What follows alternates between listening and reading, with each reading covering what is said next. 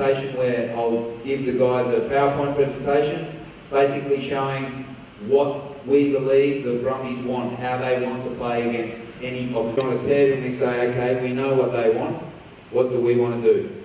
So we want to focus on playing our identity.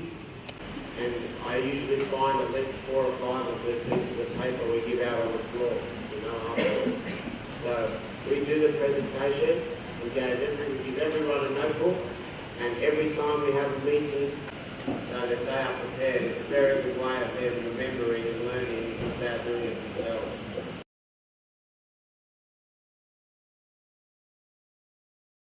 We're ready to go.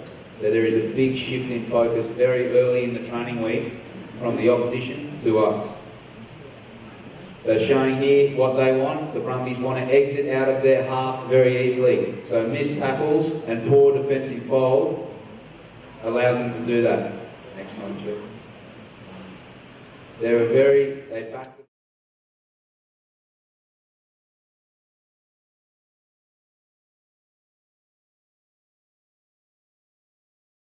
Exactly what we want to do to the Brumbies, and if we've played them before and we're doing that, then we use those flips as well. So the Brumbies are a high kicking team out of their defensive half, we know that, so we want to reinforce with our players, let's back our attacking identity. Here's a good example of the Rebels attacking, going back against them.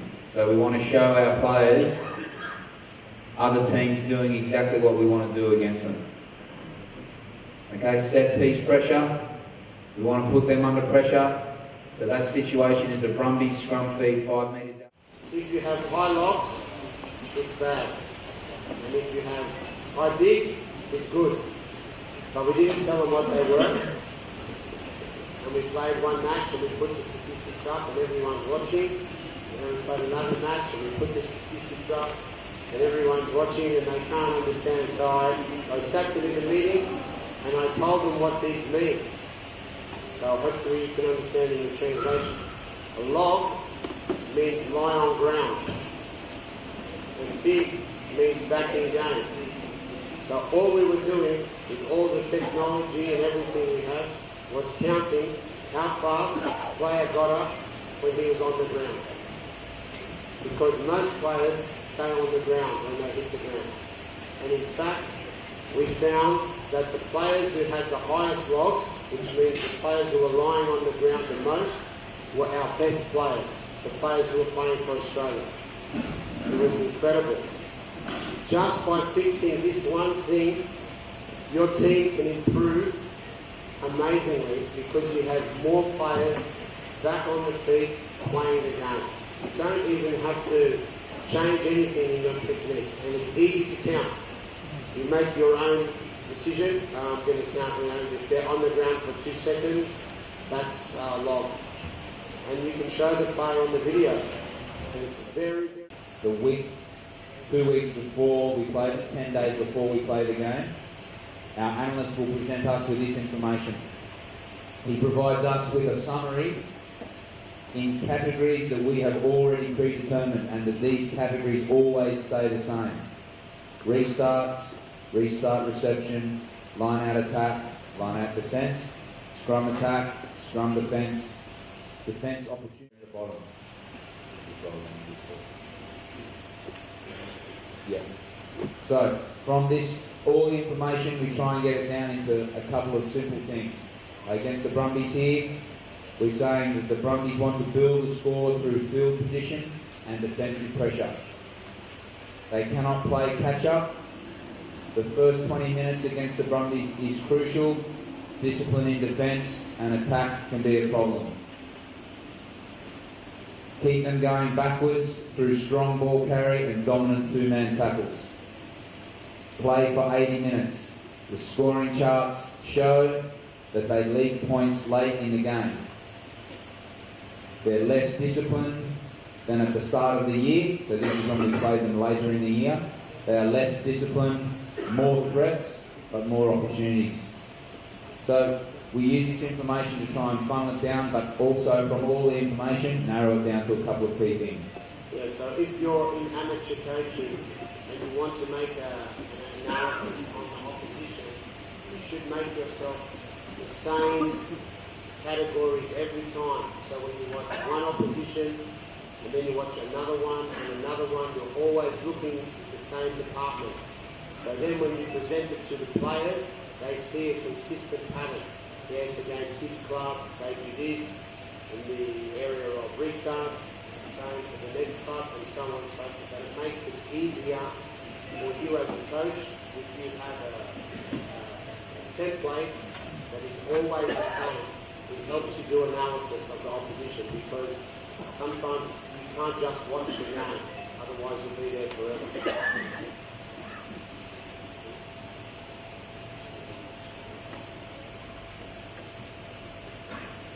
Okay, so we also get information from our analysts about key things in a chart form.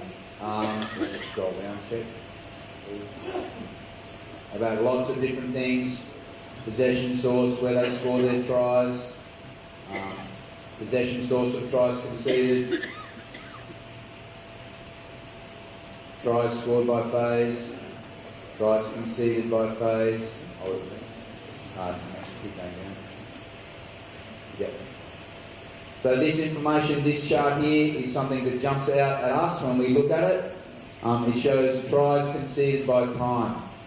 So that from this chart you can see that the Brumbies, at the back end of the game, they concede a lot of tries. So for us attacking, you know our attacking identity is ball in hand and maintaining pressure through ball in hand and keeping the play. We back ourselves that if they might be defending very well for 40, 50, 60, 70 minutes, but we know that if we maintain our style towards the back end of games, we're going to get the reward. And you also saw from the footage as well that the try that we scored against them that went the length of the field was in the 74th minute. So we take information like this, and then that targets our tactics and reinforces how we want to play. When you see the Waratahs graph of tries scored by time, we are the highest team that scores at the end of the game. So when we see this graph, we like it.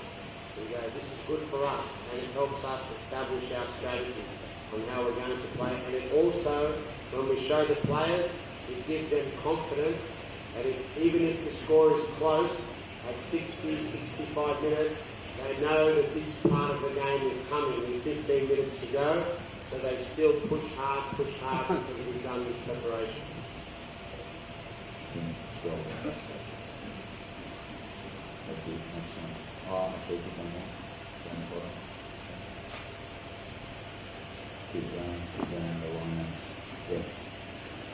So this chart shows where they attack from their lineouts. So for us, looking at this is a very strong statistic that the vast majority of the time they're going to target very close at the back of their lineouts. So for us defensively, we defend Michael Hooper at our first defender off the lineout. So we're very comfortable with teams who want to try and attack through that channel. We're very strong around that area, so it's no problem to us. It just reconfirms where they're going to attack.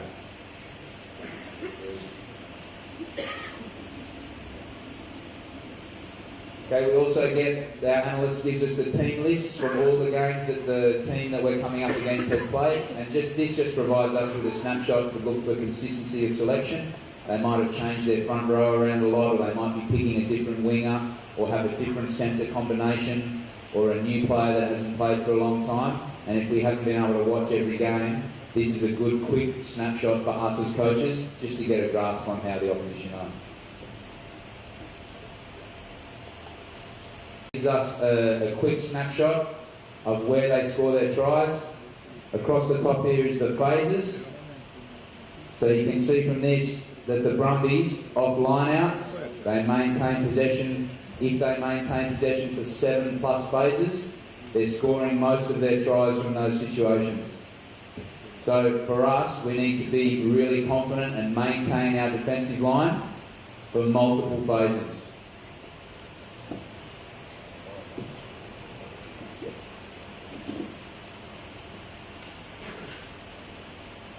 So this is a set piece attacking document.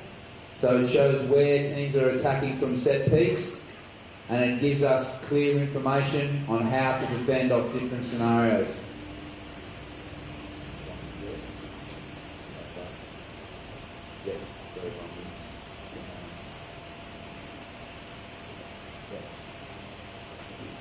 So the Brumbies here, something that jumps out for us, off a centre field scrum. 65% or 63% of the time, they attack that right-hand side. So for us, defensively, I'll look at all their scrums from the centre field and look at their right-hand side attacking plays, and it just helps us as a coaching group to have a look to sharpen the focus on where we need to look to make sure that we're very well prepared for an opposition. So, and this information you can see across the bottom, we can have a look at this information for any team, and we also use this information during the season to have a look at what our statistics are. Because teams are playing against us, they get access to this same information, so we have a look at how we are. If maybe we're presenting some really clear statistics to the opposition about where they can attack us. Right, so this is us. So you can see here, we try and, off centre field scrum, we've got an even spread of where we attack. So we'll have a look, right-hand side scrums, we try and keep it with our play so that opposition look at us and they think, oh, we're not really sure, we're going to have to defend all the scenarios against these guys because they're very dangerous. Okay, we have backs and forwards and backs preview meetings. As a defence coach, I only present to the forwards and the backs only the things that are very specific to them. So I might show them 3 or 4 clips of information that we've dragged from all those documents that I've just shown you. Not too many clips, just a couple to show you the ideas and the things and show the players what to be prepared for. So this is, they like to attack very flat off a left-hand side scrum.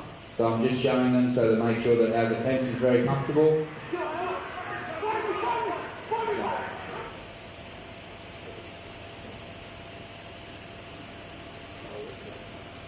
So we knew from watching a lot of tapes of the Brumbies that they like to throw this ball from their 9 right to the edge. They do this a lot to try and catch defenders being too narrow on the inside. So we showed the players this, and also there's a clip in here as well that obviously other teams had identified that they do this as well, and the Bulls defended it very well.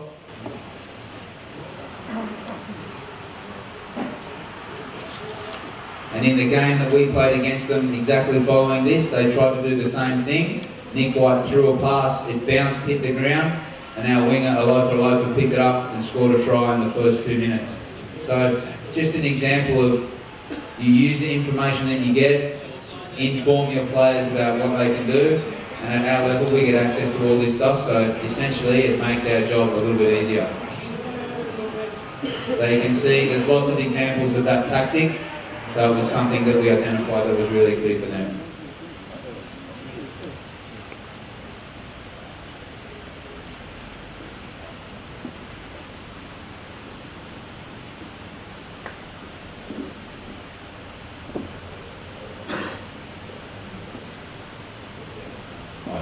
So in the forwards, we knew that they had a couple of peel plays around the back of the line out and around the front, and I just wanted to show the forwards a couple of clips just so they're aware of it. It puts a little point in their mind so that when we're in the game, they see the situation, they can identify it, and they're very comfortable. That's a little peel play that they like to do around the back to get really good go forward.